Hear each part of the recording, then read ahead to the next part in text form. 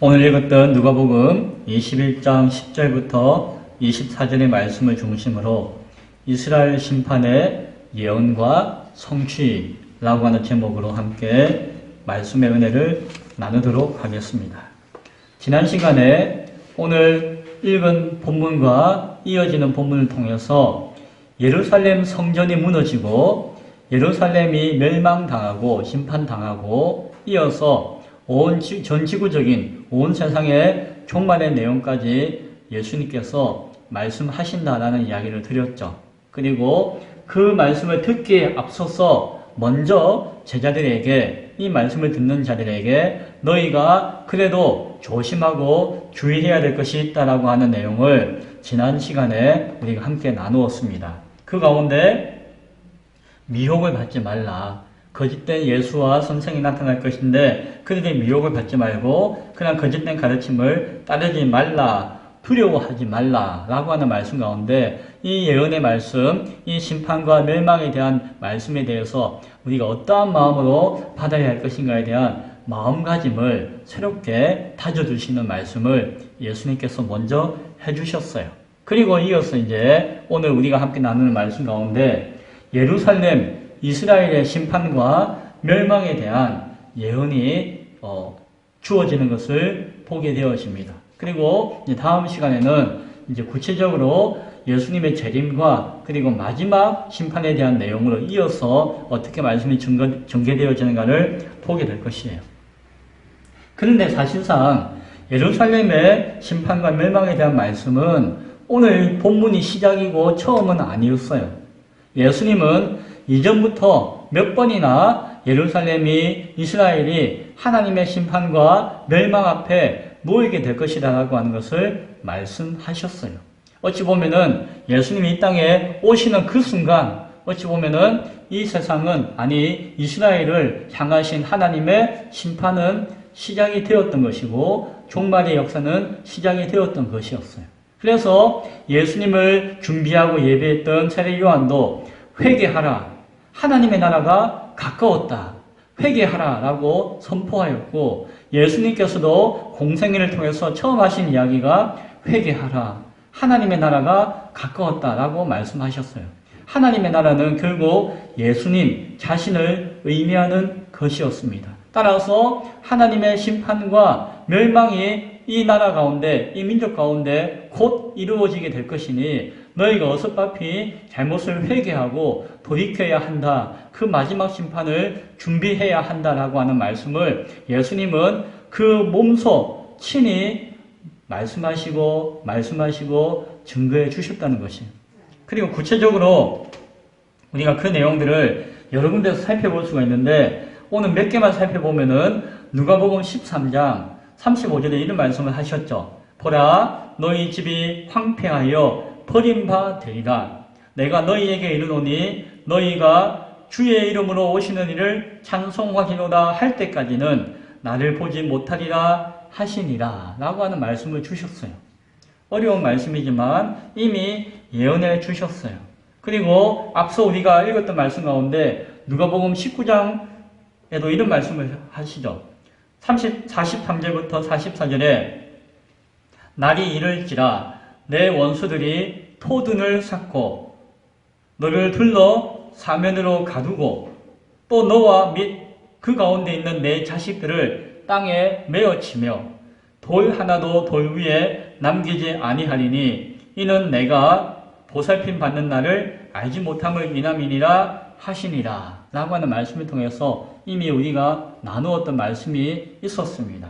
그리고 지난 시간에 우리가 보았듯이 21장 6절에 너희 보는 이것들이 날이 이르면 돌 하나도 돌 위에 남지 않고 다 무너뜨려지리라 라고 하는 성전의 폐파와 멸망에 대한 이야기도 우리가 기억하고 있죠. 그리고 오늘 읽었던 10절 이하의 모든 말씀들도 사실은 직접적으로는 예루살렘 성전과 예루살렘의 멸망과 심판을 말씀하시는 것이. 그런데 우리가 여기서 하나 기억해야 되는 것은 물론 우리가 24절까지 말씀을 읽고 그 안에서 예루살렘을 향하신 심판과 멸망에 대한 내용을 우리가 바라보지만 그리고 25절 이후에는 좀 더 구체적인 표현이 마지막 종말에 대한 심판과 멸망에 대해서 이야기하고 있지만 이것은 예수님께서 끊어서 이것은 이것이고 저것은 저것이다라고 구분해서 이야기하고자 하신 것이 아니었다는 것이에요. 사실은 예수님 앞에서는 예루살렘의 심판과 멸망은 곧 장차 언젠가 이 땅 가운데 임하실 이 땅의 영원한 심판과 멸망을 하나의 예표로서 모형으로서 말씀하시는 것이고 이 심판과 멸망과 함께 이어서 마지막 심판과 멸망까지 함께 바라보아야 한다는 것을 예수님은 생각하고 계셨고 그러한 관점 가운데서 오늘 말씀을 주신다는 것이에요. 그래서 구체적으로는 예루살렘이 어떻게 심판당하고 멸망당했는가를 말씀하셨고 이것은 이미 역사 가운데 이루어졌어요. 그래서 우리가 확인할 수 있어요. 그래서 이것은 이루어졌고 확인할 수 있다라고 해서 이것은 구체적인 역사고 나머지는 미래의 이야기다라고 생각하지만 그것은 우리가 시간 가운데 살고 있기 때문에 이것을 우리가 경험했고 확인했기 때문에 이루어진 역사고 우리가 경험하고 확인하지 않은 역사는 이것은 장차 미래의 이야기다라고 우리는 구분하지만 사실상 온 세계 역사 가운데 주관자가 되시고 시간을 초월하시는 하나님이신 예수님이 보시기에 그 예루살렘의 심판은 다른 것이 아니라 마지막 하나님의 심판과 멸망을 향하신 계획을 함께 내포하고 있는 내용이었다는 것이. 예수님은 그것을 구분하는 것이 아니라 그것을 통합적으로 말씀하시고 우리로 하여금 준비하기를 바라보기를 원하시는 것이었다라고 하는 것을 기억할 수 있기 바라요. 그러나 우리는 인간이기 때문에 시간 가운데서 경험했던 이스라엘의 예루살렘의 심판과 멸망까지를 끊어서 한번 생각하고 이해하는 시간을 오늘 가지고자 하는 것입니다. 예수님이 십자가에 달려 죽으시죠. 이제 며칠 뒤면. 그리고 부활하세요. 그리고 제자들에게 나타나셔가지고 그 제자들이 새롭게 되어져서 성령께서 임하시고 그 성령의 역사를 통해서 이제 예루살렘 교회가 형성되어지고 이제 이방의 교회들도 사도 바울과 바나바 사역을 통해서 이루어지는 것을 우리는 알 수가 있습니다. 성경을 통해서 알게 되어지죠. 사도행전을 통해서 복음의 역사가 나타나는 것을 우리는 이미 성경을 읽어보았기 때문에 알고 있어요. 그리고 우리 누가복음이 끝나면은 이어서 사도행전의 말씀을 우리 함께 나눌 것이에요. 그러나 또한 그렇게 교회가 세워지는 역사 가운데 동시에 그 시간의 역사 가운데 어떤 일이 있었는가 하니 순교와 박해의 역사가 있었다는 것이에요. 예루살렘 성전이 멸망하는 것은 AD 70년에 이루어졌어요. AD라고 하는 것은 애프터 도미니 예수님 이후라고 하는 이야기를 가지고 있어요. 뜻. 그래서 기원 후라는 표현을 해요. 그래서 2021년이잖아요. 오늘이. 그것은 AD 2021이에요. 예수님이 태어나신 이후에 2021년이 지났다는 것이. 그래서 AD 70년 하면은 예수님 태어나신 이후에 70년의 시간이 흘렀다는 것을 의미해요. 아무튼 인간들은 그것을 역사의 하나의 기점으로 예수님이 이 땅에 탄생하신 것을 하나의 기점으로 삼아서 그 기원 이후 그리고 기원 이전으로 나누어서 인간의 역사들을 설명해요. 그러나 예수님이 오늘 예언하시는 그 예루살렘의 이스라엘의 멸망은 그 기원 후 70년경에 시작되어지고 나타나요. 그리고 그때는 교회가 한창 막 세워지는 과정에 있었던 것이에요. 그런데 그 예수님이 십자가에 달려 죽으시고 난 다음부터 그 이스라엘이 멸망하기까지 그 70년의 역사가 그냥 있었던 것이 아니고 그 안에서도 많은 순교와 박해가 있었던 것을 우리는 알아야 하는 것입니다. AD 30년에 스데반이 순교당해요. 사도행전에 나오죠. AD 44년에 야고보 사도가 순교당해요. 그리고 AD 60년에 베드로가 순교당해요. 그리고 AD 67년 이방인의 사도였던 사도 바울이 순교당해요. 67년에. 그리고 한 3년 뒤에 이스라엘이 멸망당해요. 그러니까는 예수님께서 오늘 예언하셨던 그 박해와 그러한 어떤 어려움들이 순교의 역사가 예언대로 다 성취되어졌다는 것이 멸망 앞에. 그리고 오늘 지난 시간에 읽었듯이 미혹이 있고 또한 전쟁이 있고 기근이 있고 전염병이 있고 지진이 있고 등등을 이야기했잖아요. 그것이 그 당시에 이스라엘이 멸망하기 직전에 70년까지 그 순간순간 역사 가운데 다 이루어졌어요. 나타났어요. 실제로 거짓 선지자들이 그 AD 35년부터 70년 사이에 약 그 한 20, 30년 사이에 당시에 예수님이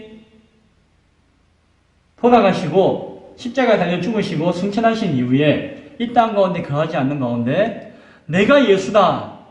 내가 예수로서 다시 왔다. 예수님께서 내가 다시 오겠다고 하신 그 말씀을 이제 내가 다시 온 예수다 라고 주장했던 사람들이 엄청나게 많이 생겨났어요. 교회가 세워지면서 거짓된 이단과 사이비와 거짓 선지자와 선생들과 거짓 예수들이 그 이스라엘 멸망하기 전까지 엄청나게 많이 나타났다는 것이 어디에? 그 유대 땅에, 예루살렘의 그 이스라엘 땅에. 그래서 역사를 보면 이런 이야기가 나와요. 그 유대의 총독이, 로마 총독이 그 거짓된 선지자, 사람들을 미혹하고 거짓말하는 사람들을 매일매일 잡아가지고 매일매일 죽여도 끊이지 않았다는 이야기예요. 그만큼 거짓된 예수, 거짓된 선지자들이 많이 나타나가지고 이제 막 교회가 세워지는데 그 교회를 무너뜨리려고 시험 주려고 했던 것을 보게 되어져요. 이것은 사람의 역사가 아니고 어찌 보면 사단의 역사일 수도 있겠죠. 그것이 실제로 나타났어요. 그리고 전쟁도 일어났어요. 예수님이 이 예언을 하실 때에 앞으로 민족이 민족을, 나라가 나라를 대적하는 시대가 올 것이다 라고 했는데 예수님 당시는 평화로운 시대였는데 이제 얼마 이후에, 몇십 년 이후에 이스라엘이 멸망하기 직전까지 로마에 수많은 전쟁의 안팎이 일어났어요. 그리고 직접적으로는 그 유대 땅에 로마에 대항하고 반란하는 사람들이 생겨남으로 말미암아 수년 동안 치열하게 그 유대 백성들과 로마가 전쟁을 했어요. 그 땅에 전쟁이 끊이지 않았다는 것이. 그리고 지진도 그 이탈리아 로마는 지진이 많이 나는 유럽 가운데서 많이 나는 땅인데 큰 지진이 몇 번이나 났다고 하는 기록이 남아있어요. 그리고 기근이 그 당시에 역사 가운데 큰 기근이 4번이나 일어났다고 하는 것의 기록이 남아있어요. 그리고 전염병도 역사 가운데서 여러 군데 나타나는데 네로 황제가 있을 때에는 로마에 큰 전염병이 나가지고 1년에 약 3만 명이 죽는 일이 있었다고 해요. 그러니까 오늘 예수님께서 말씀하신 그 모든 역사들이 실제로 이스라엘이 멸망하기 직전까지 다 이루어진 것이에요. 그러니까 그 당시에 있던 교회는 어떤 마음이 들었을까요? 예수님이 말씀하신 거짓된 선지자, 전쟁, 기근, 전염병, 지진 등등의 많은 징조들이 이게 나타났구나 라고 하는 것을 보고 판단하고 예수님이 말씀하신 그 마지막 심판과 멸망이 이 땅 가운데 이루어진다는 것이 분명하다라고 하는 것을 믿고 있었어요. 그 짧은 시간이었기 때문에 물론 수십 년 동안의 시간이 있었지만 그들은 경험했기 때문에 그것을 예수님의 마지막 심판에 대한 확신을 가지고 있고 믿고 있었던 것이. 그래서 그들은 항상 깨어서 준비하고 있었던 것을 보게 되어집니다. 그 예수님께서 이어서 말씀하세요. 그 모든 것이 증거가 되었다라고 13절에 이야기하시고 14절에 보니까는 또한 그런 박해와 순교가 일어날 때에는 사람들은 자신의 지혜와 꾀로서 그것을 막 해결하려고 하는데 그렇게 하지 마라. 명심하라. 오직 성령께서 주시는 그 말씀과 지혜로서 그것을 이겨야 한다는 말씀도 14절에 하고 계세요. 그들은 그것을 지키고자 했던 것이 16절에 보니까는 부모고 형제고 친척이고 벗이라서 믿고 의지할 수 있는 사람들이 오히려 믿음의 성도들을 위험에 빠뜨리고 심지어는 죽음을 당하게 할 수도 있다라고 하는 사실에 대해서 이야기하시는데 실제로 그런 일들이 그 당시에 일어났어요.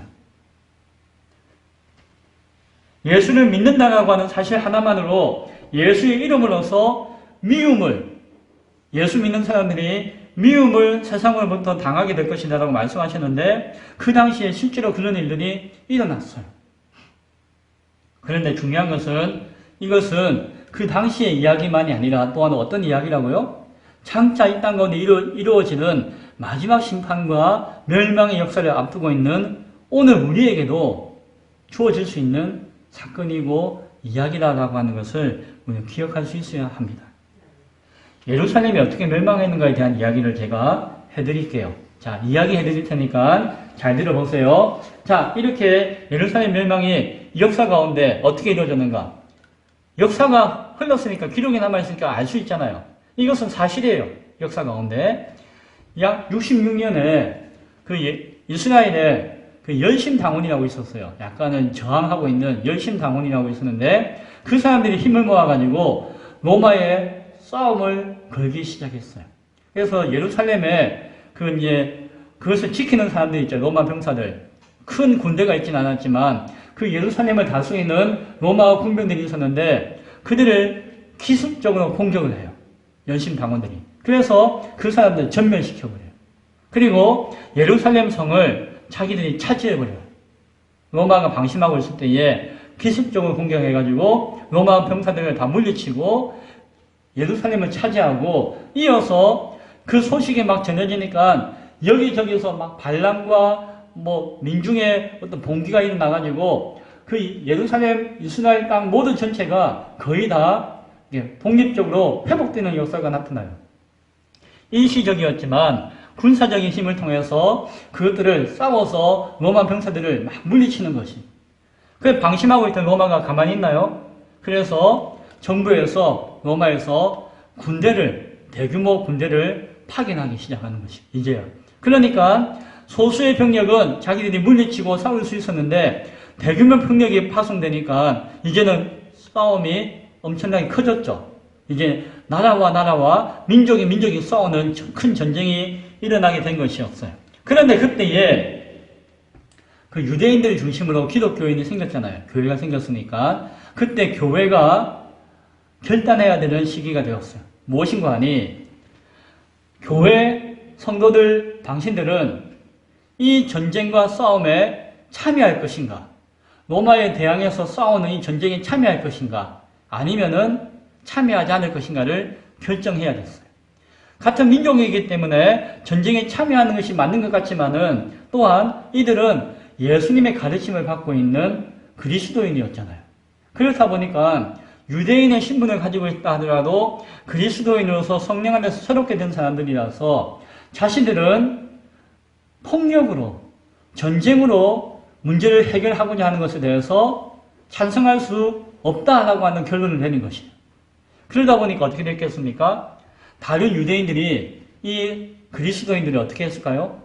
미워했죠.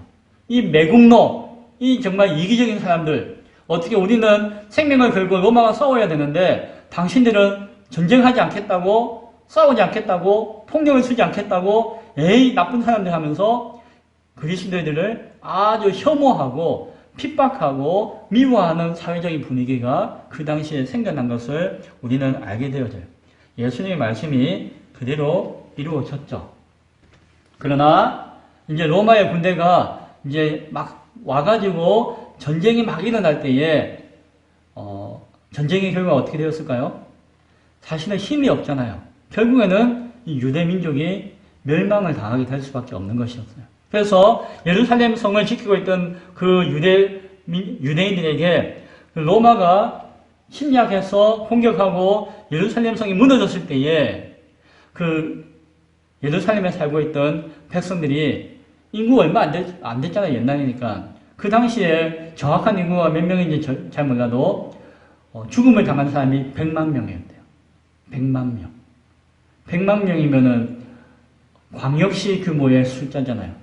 예루살렘이 거의 초토화되어서 죽었다는 거예요. 그 절반 가까이 죽음을 당했다는 것이죠. 그리고 약 10만 명이 노예가 되어서 막 끌려갔대요. 여기저기 다 끌려갔대요. 그러니까는 예루살렘 성이 완전히 무너지고 백성들 다 죽고 다 흩어져 버리게 된 것이에요. 사실상 이글로스도 끝났는데, 그러나 그게 그래도 막 피해 있고 남아있던 사람들이 있잖아요. 근데 이 사람들은 그 이후로 몇십 년 이후에 이렇게 지지부진하고 제대로 이렇게 살지도 못하다가 몇십 년 이후에 그 땅에 내가 선지자다라고 했던 자칭 선지자가 사람들을 모아가지고 우리가 마지막 힘을 다해서 로마와 싸우자라고 하고 봉기를 일으켰거든요. 약 135년 정도에. 그때에 남아있던 마지막 이스라엘 민족이 다 죽어버려요. 그 당시에 남아있던 사람들 가운데 50만 명이 학살을 당해요. 죽음을 당해요. 그러니까는 그 몇십 년 사이에 150만 명이 학살을 당하고 죽음을 당하고 예루살렘에 남아있는 사람들이 아무도 없게 되었죠. 그리고 남아있던 유대인들도 다 흩어져 버렸어요. 이 땅은 돌 위에 돌 하나도 남기지 않고 다 무너뜨려버리고 성전도 다 무너뜨려버리고 그냥 뭐 땅도 다 황폐시켜버리고 농사도 못 짓고 물도 다 흙을 덮어버리고 독을 타가지고 못 먹게 해버리고 그 땅에 살지 못하는 땅을 만들어버리고 다 흩어버린 것이. 그래서 예루살렘의 성전에 가까이 오면은 무조건 사형. 유대인인데 예루살렘 성전에 그들은 근데 하나님 믿고자 하는 마음이 있었잖아요. 성전에 가까이 오면은 법으로 무조건 사형시켜버렸어요. 그러니까 단 한 사람도 이 성전에 와서 예배하거나 예루살렘에 올 수 있는 사람이 없었고 그들은 저 멀리서 그냥 통곡하면서 볼 수밖에 없었죠. 그래서 통곡의 벽이라고 하는 그 벽이 아직도 예루살렘에 남아있어요. 그 역사적인 배경 가운데. 그러한 사건이 그 예루살렘 가운데 이스라엘 가운데 있었던 것이. 그리고 그 전에 그 70년경에 예루살렘이 무너질 때에 또 어떤 일이 있었는 거 아니? 거기에 남아있던 사람들 가운데 일부는 마사다라고 하는 요새의 피난을 갔어요. 마사다라고 하는 것은 아주 높은 아주 거대한 바위로 이루어지는 언덕인데 그 위에 성을 지어놓은 것이에요. 그리고 그것은 바위 절벽이기 때문에 일정한 좁은 길 이외에는 올라갈 수도 없는 것이에요. 그래서 천혜의 요새요. 거기에 약 1000명에 가까운 이스라엘 백성들이 피난해 있었어요. 거기서 마지막 우리는 생명을 다해서 싸우겠다라고 했던 사람들이 그곳에 남아 있었던 것이에요. 몇 명이요? 1000명. 그런데 거기는 여자와 어린아이까지 포함한 1000명이었어요. 그 성을 로마의 군대가 뺑 둘러쌌어요. 약 15,000명이 2만 명이 둘러쌌다고 해요. 그러니까 1000명과 15,000명이면은 그 15배, 20배의 차이잖아요. 이 숫자는 상대가 안 되죠. 이들은 강력한 군대고 무기가 많았고 이들은 아무것도 없었죠. 그러나 이 요새가 천혜의 요새다 보니까는 그들이 얼마나 먹을 것도 없잖아요. 그러나 정말 비참하게 애를 잡아먹었다는 이야기도 있는데 어쨌든 비참하게 2년 가까이 저항하고 싸웠대요. 유대인들이 끝까지 저항하고. 그러나 2년쯤 되었을 때에 토산을 쌓기 시작했어요. 로마가. 그 절벽을 아예 옆에다 산을 만드는 것이에요. 흙을 모아다가. 그래서 절벽을 못 올라가니까 흙 언덕을 만들어 놓고 그것을 통해서 침략하고 올라가기 시작하는 것이. 그리고 이제 막 쌓고 해가지고 이제 성벽이 불타기 시작하고 로마가 막 넘어오기 시작할 시점에 거기 남아있던 1000명의 사람들은 어떻게 했을까요? 우리가 로마의 포로가 되어서 비참한 죽음을 당하고 이렇게 참 할 바에는 우리 스스로 자결하자 라고 의논을 했던 것이. 그래서 거기에 남아있던 1000명의 사람들은 역사적인 사건이에요. 남편이 자기 아내와 아이를 죽여요. 남자들이 자기 자식들, 가족들을 다 먼저 죽여요. 그리고 남자들만 남았을 때에 그들 가운데 10명을 뽑아요. 제비뽑기 해가지고 그 10명이 남아있는 수백 명의 남자들을 다 죽여요. 자기가 자기를 죽이지 못하니까 다 죽여요. 그리고 남은 10명이 남았을 때에 그 중에 한 명을 뽑아가지고 그 한 명이 9명을 죽여요. 그리고 마지막 남은 한 명이 스스로 자결하고 죽어요. 그래서 거기에 있던 1000명의 사람이 단 한 사람도 남기지 않고 다 자결해버렸던 역사가 그 마사다라고 하는 요새에 일어났던 유대가 멸망할 때 나타났던 유명한 역사적인 사건이에요. 다 죽었는데 누가 그걸 어떻게 알았죠? 그런데 그때에 그 여자 엄마 2명이 자기 아이들 5명하고 안 죽으려고 저기 지하에 있는 그 하수도에 숨어 있었던 것이에요. 그 여자 2명과 아이 5명이 남아있었던 것입니다. 그 사람들이 나중에 와가지고 그때 어떤 일이 있었는지를 증언해줘가지고 나중에 후대의 사람들이 그 당시의 비참함을 알게 되었고 기록에 남았다라고 이야기합니다. 그런데 그 당시에 그리스도인들을, 교인들은 로마의 군대가 예루살렘 성을 둘렀으면은 그때가 언제라고요?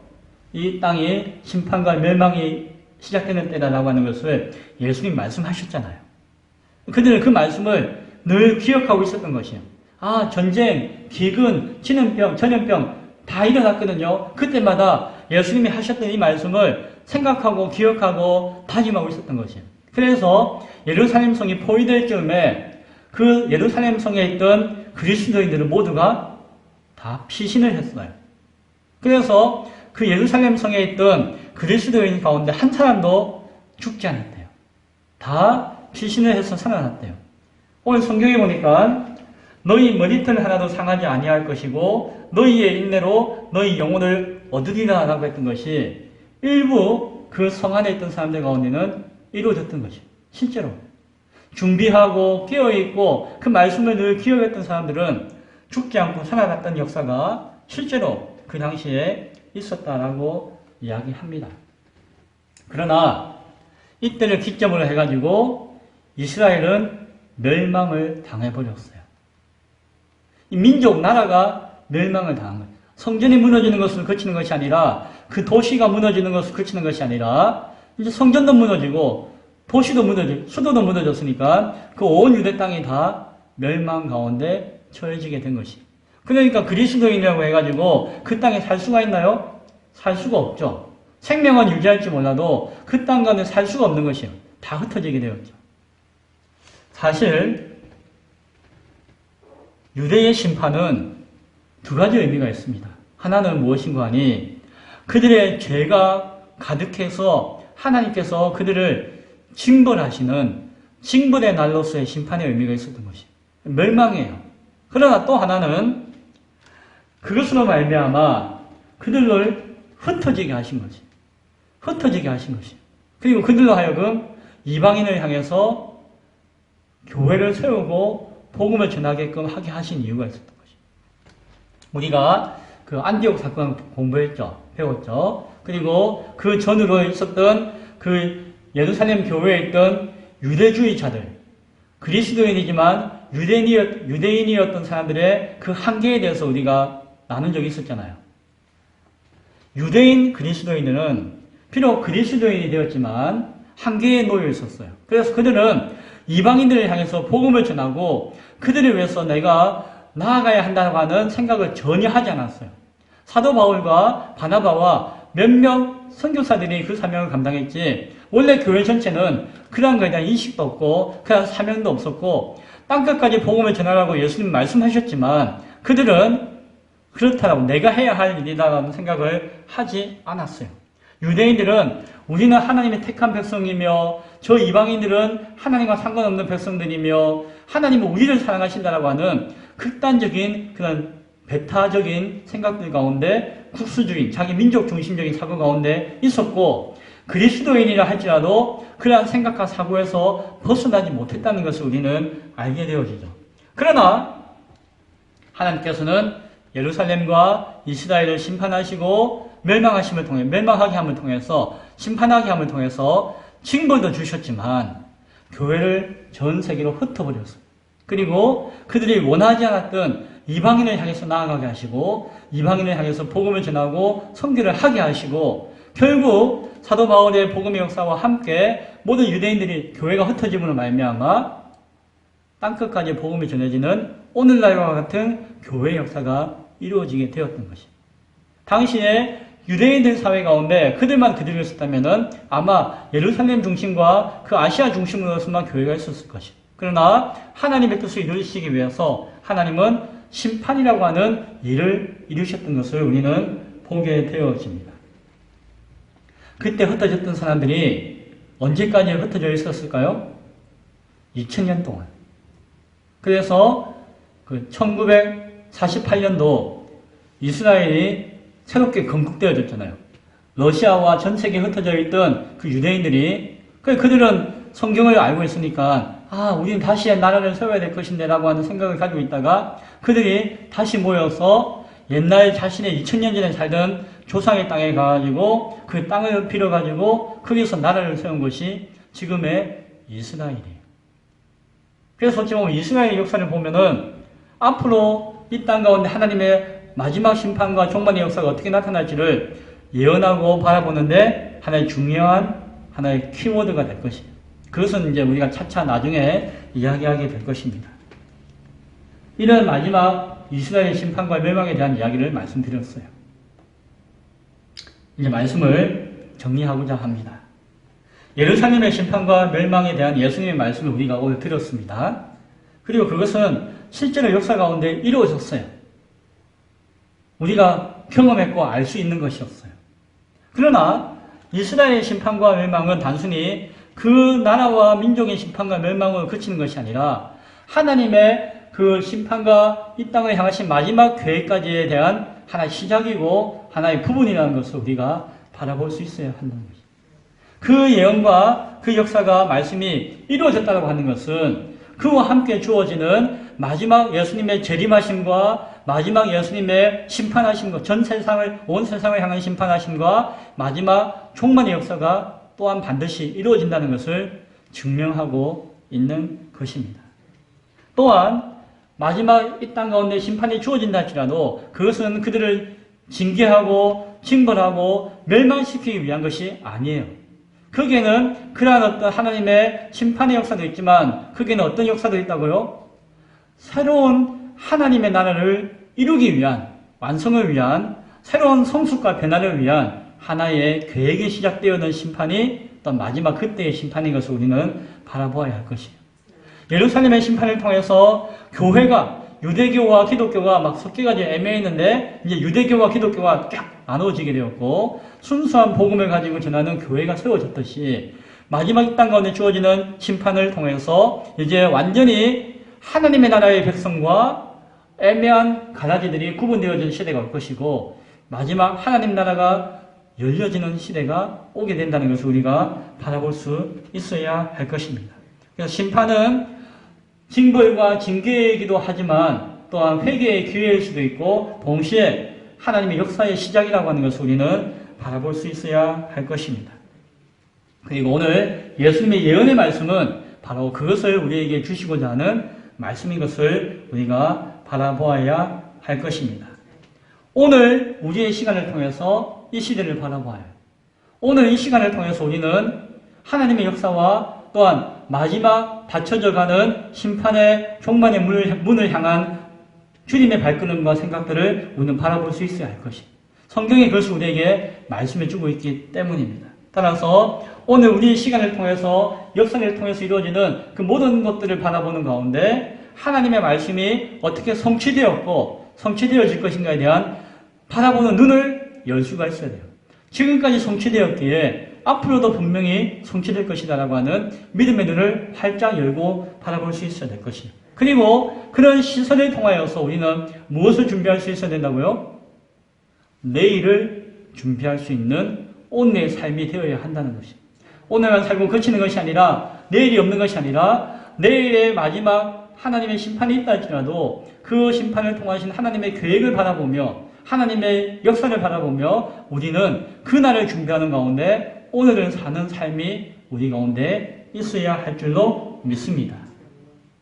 오늘 말씀을 통해서 하나님의 역사가 어떻게 이루어졌고 어떻게 이루어질 것이며 그것을 우리가 어떻게 준비할 것인가를 생각하고 오늘의 삶을 오늘의 시간과 역사를 바라보는 가운데 진지하게 살아갈 수 있는 저와 여러분이 될 수 있기를 간절히 축원드립니다.